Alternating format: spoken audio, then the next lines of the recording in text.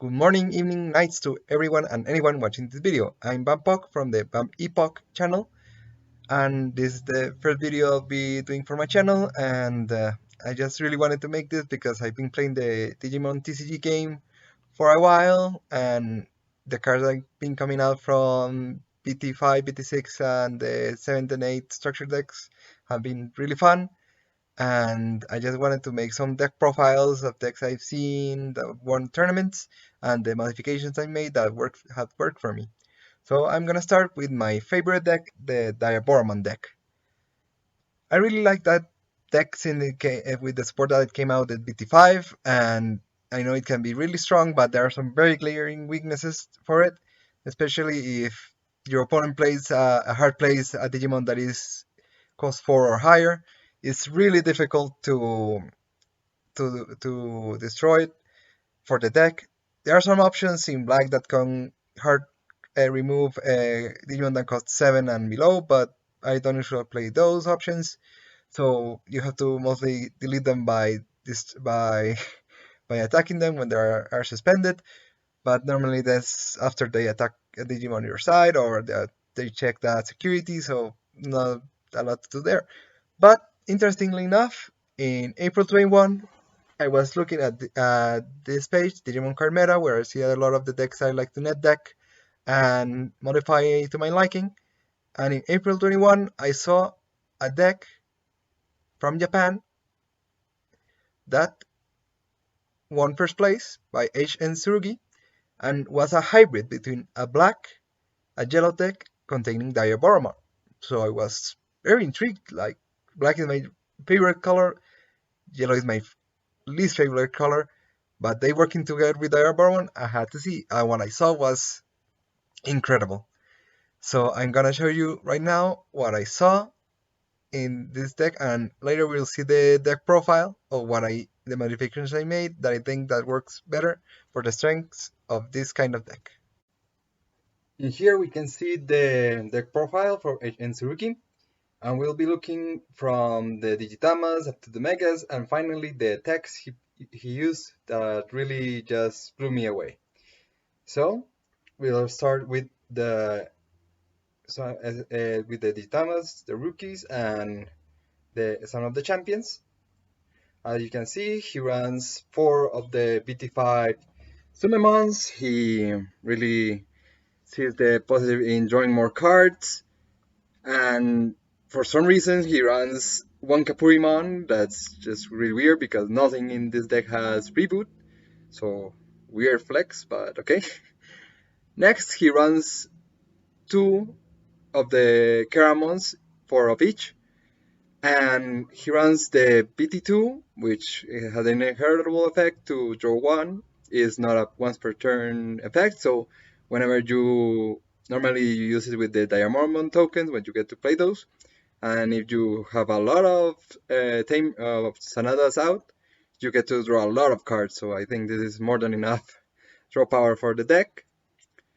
Then you have the BT5 Keramon, that's a really good searcher. You get to reveal 5 cards, and if you get any unidentified Digimon, that is most of this deck because all of the Diaboromon line is unidentified. Also, there's other Digimon that are not in the Diaboromon line that are unidentified that are also in the deck.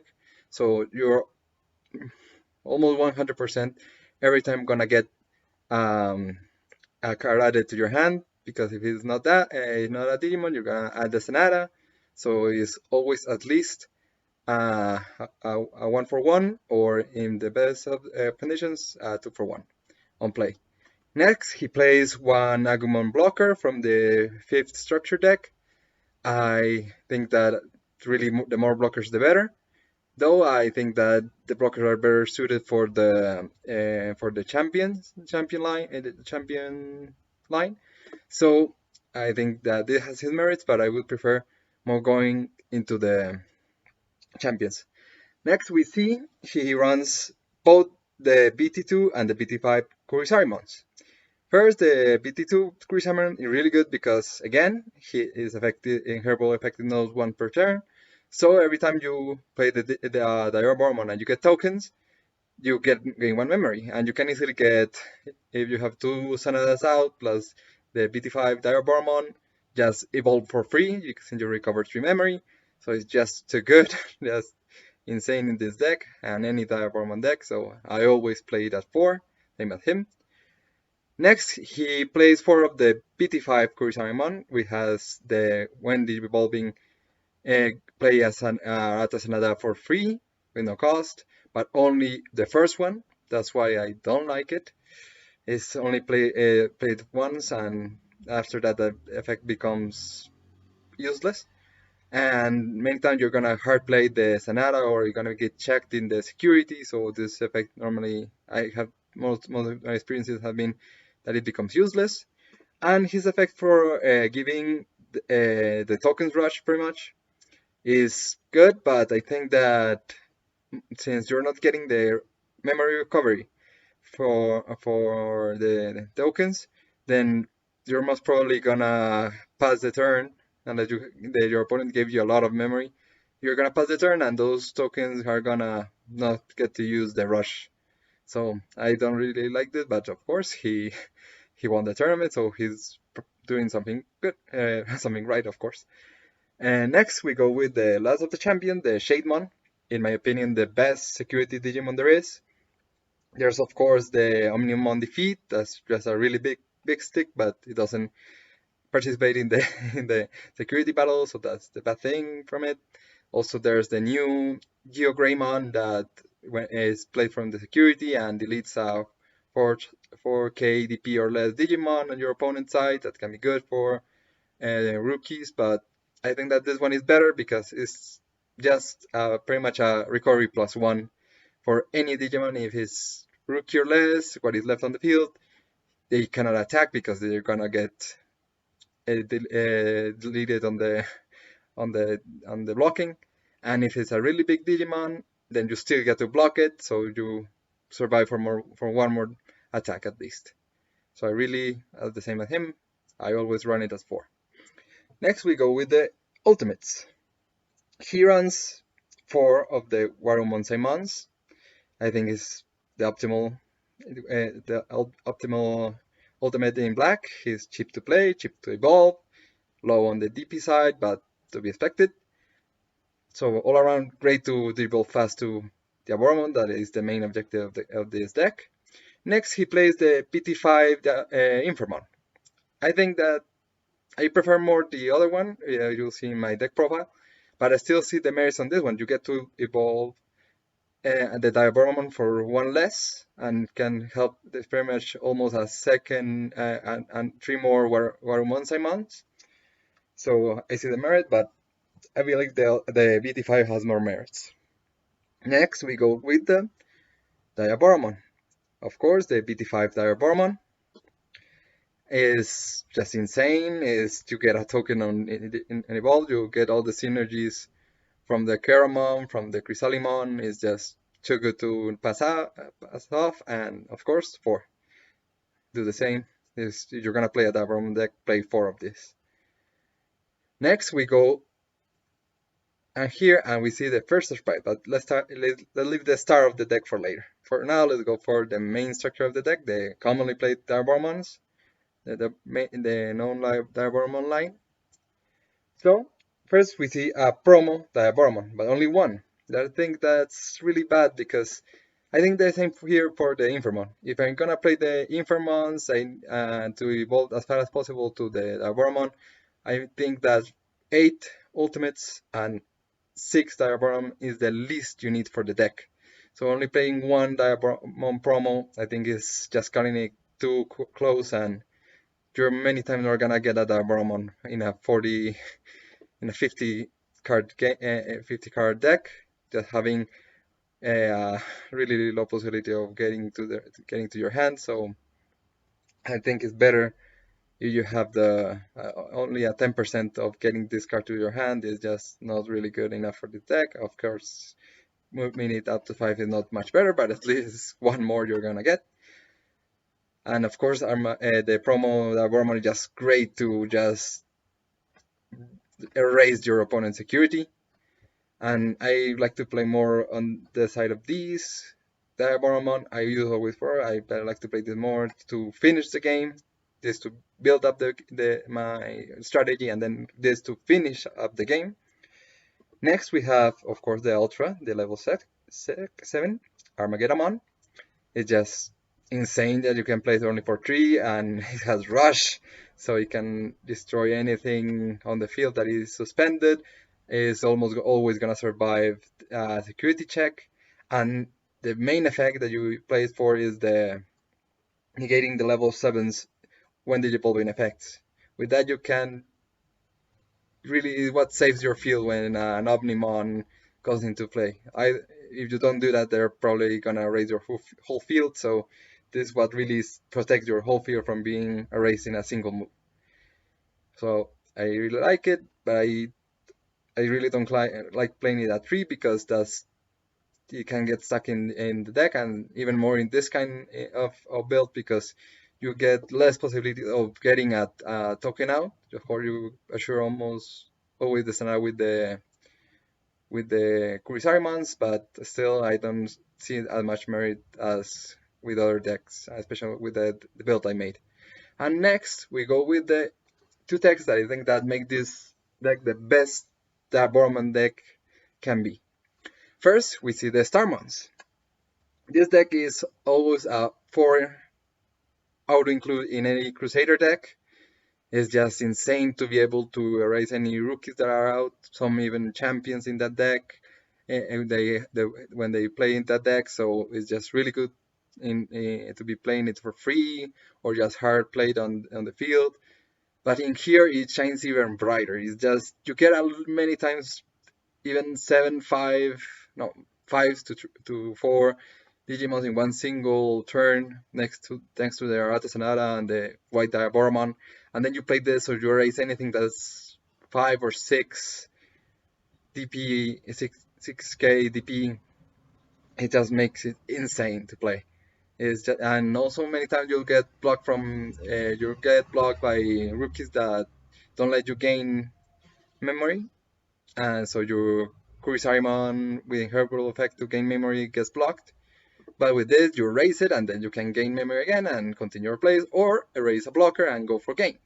So it's just insane, and you have to play 4 because the last card, Spiral Masquerade. That card, yeah, I've seen it many times played in yellow, but is not allowed to include. But in this deck, I think it's just blows everything out of the water. It's just insane to be able to have 8 Digimons on field and erase completely your opponent's field, because I had opponent's field for having an ultimate, a champion, and an Omnimon. I having 7 Digimon on the field, play a Starmon, and then play Spiral Masquerade and erase everything. And the good thing of this is that is not a single removal. Is you play it once for play the minus 3k DP per Digimon, so you can erase small white fields, high fields. It doesn't matter. It's just that good, and I think that is what really makes this deck go on and beyond anything I've seen before for Diamond decks. Now we'll be going to the build I made basing it on his deck profile, and I like to call it Spiral Star Armageddon, McDoom, really. And as you can see, my Digitama build is different. I go more for the 2000 DP Sumemon from BT2, because I think it's more important that your Diaboromon survive the attack, especially this promo, when you're clearing your opponent's security and you have a 13 DP beater with 5 security check. Is just insane, and you really need that 13k DP to be able to survive any mega. Anything lower than an option or an ultra is not going to survive that attack, so you can very easily clear a whole opponent's security in a single attack. Next, I played one of the BT5 Sumemon because I see the greatness that is to draw a new card. But mostly I play 5 because it's very important with the strategy to put as many bodies on the field as fast as possible. I always keep one on check to make the evolution to Diaboromon ready on the next play. Next, we are with the rookies, the same as Ancient Tsurugi. 4 of the BT5 Caramons, 4 of the BT2 Caramons, and then the only difference here is that I like to play more the Hagurumons than the Commandromons, only because of aesthetics. I like more the matching aesthetics, so it's just a little preference of mine to differ more the two decks. Then, of course, the star of the deck, Starmons, 4, of course. We have to run them. Next, we go to the champion line, and here we see a big difference with him. First of all, I play only 10, he plays 12. Same the Kurisarimon from BT2, same the Shademons. But last, I don't play the BT5 Kurisarimon because what I told you in his deck profile, I don't see as many merits. I see more merit in a good blocker, cheap blocker to evolve, and also cheap blocker to evolve, and a fast evolver to go to ultimate and to Diaboromon as fast as possible. Next, we go to the ultimates and one of the megas, of course. Same, Baromon Simon is a no-brainer, as for all the things I said in his profile. But then the Inframon, I do use the PT5 instead of the PT2, because first of all, since I run a lower number of champions, I really have to be able to evolve from that without getting stuck in the champion, without being stuck without a champion. So being able to warp evolve to from Caramon is just really good. But then the effect that just makes this deck much better, I've been able to use it 1,000 times, and it makes the number of bodies always consistent, is the undeletion effect, that is when the Diaboromon gets deleted, that is gonna get deleted by an option or by an attack from your opponent. You get a body left over, so it's just great to keep bodies. Of course, it's too good to pass out, so I see much more merit on this Inframon. Next, of course, the 4 white Diaboromon from BT5, how to include if you're going to play any Diaboromon strategy. Next, I play one more of the promo Diaboromons. Again, I'm really uncomfortable playing 5, at least 6. I would like to play more, but there's not more space in the deck, so I go for the 6.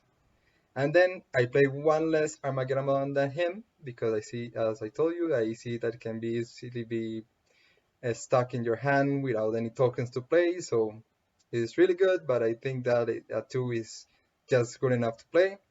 The 4 Sonatas, of course. I believe it's the hardest card to play in the whole deck, because since I'm not playing the BT5 Kurisarimon, I cannot play it for free, so when I play, then I have to know if it's gonna make an impact, is Diaboromon is coming soon, so I can get the memory recovery from the Kurisarimon, or if I already have an unidentified, or I'm expecting an attack to my security, so it's almost surely gonna be an unidentified Digimon going to the trash, so it gets active. So it's really the more thinking you're gonna have to ever for a card in this deck. And last, of course, we have the options. I play 2 options. Of course, the Spire Masquerade, all the merits I told about his deck stands here, and even more because I keep more bodies on the field. But last is that I really like to play the Ultimate Flare, because it's the ultimate Rocky Killer. It's just, no matter if you don't have any Digimon, if you have all the Digimon but you don't have the Starmon, with this you clear completely the opponent's field of any Digimon that cost 3 or less, be it rookies, being champions. But the other good thing that it has, that many people see as a weakness, is with Digiburst Digimon. Yes, of course, many people will Digiburst and just leave level 5 after their Digiverse, so it become pretty much useless to have, and it doesn't delete for his cost. But other people leave a Digitama on the bottom. They really like the Digitama effect, so they leave it on the bottom of their Digimon and get rid of the level 3. By doing that, if you see the ruling, You cannot de-evolve a level 3, but any other level you can de-evolve. So if you de-evolve and the opponent doesn't have a level 3, it will go all the way down to a Digitama. And a Digitama on the field doesn't have DP, so it will be deleted. So keep that always in mind, and always Ultimate Flare in the right moment, because it's gonna save you the game, and as a security check, always just excellent. With this, I hope you see the merits of the text that HN Suruki put on his tournament deck that really seems to work. Of course, Diaboromon is a really fun deck to play, and with this, I think is the best iteration I've seen. Hope you see the merits of the changes I made and make, in my opinion, make the deck plays more to its strengths. And I hope you play it online. It's gonna be in Digimon Card Dev with the name Spiral Star Armageddon, so you can see the recipe and copy it and try it out, see what it works. You can say in the comments what do you think doesn't work. I'll be reading all the comments. So hope you enjoyed the deck profile, the analysis, and of course, good games, good luck, and most of all, have fun. See ya!